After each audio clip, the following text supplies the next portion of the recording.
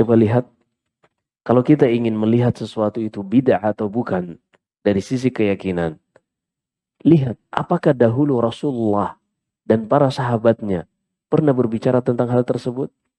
Makanya ketika Imam Malik sedang mengajar di Masjid Nabawi, tiba-tiba seorang datang lalu mengatakan, "Ya Imam, Allah berfirman, Ar-Rahmanu 'alal 'arsy istawa." Allah Ar-Rahman beristiwa di atas arsy. Bagaimana ia beristiwa? Al-Imam Malik ketika mendengarkan pertanyaan ini, beliau langsung keringat dingin. Kok bisa-bisanya ada orang yang mempertanyakan hal tersebut yang Rasulullah saja, sahabat-sahabatnya tidak pernah mempertanyakan hal tersebut.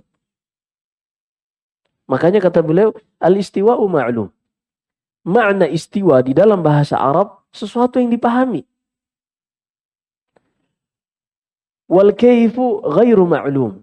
Dan bagaimana Allah beristiwa, tidak ada dalil yang menceritakan hal tersebut dan itu perkara gaib sehingga mustahil seseorang bisa mengetahuinya kalau tidak ada dalilnya.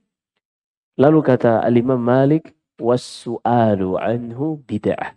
Dan mempertanyakan tentang bagaimana Allah beristiwa itu adalah bid'ah. Gampang melihat indikatornya. Pernah enggak Rasulullah mengatakan hal tersebut atau sahabatnya?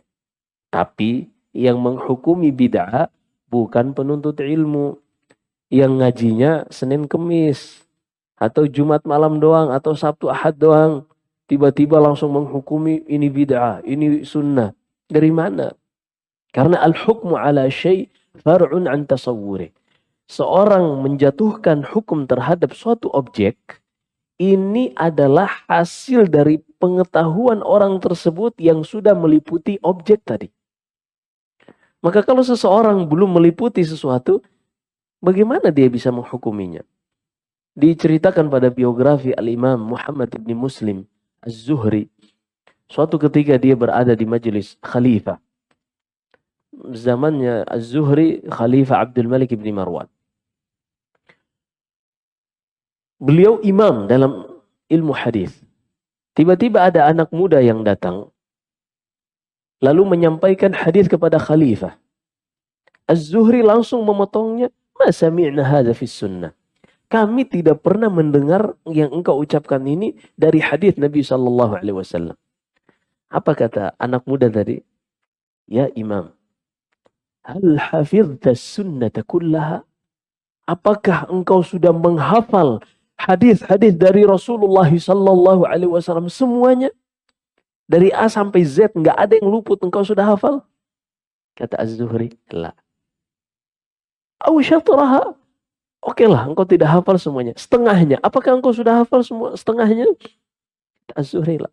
Ba'dahu. Kalau begitu sebagiannya saja.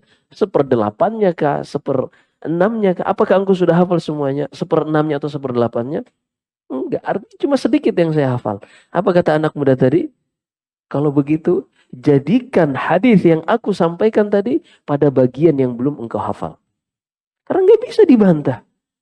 Faqidu syai' la yu'tih. Seseorang yang tidak meliputi sesuatu, dia tidak bisa membantah kalau ada pendapat lain yang menyebutkan selain dari yang dia ketahui.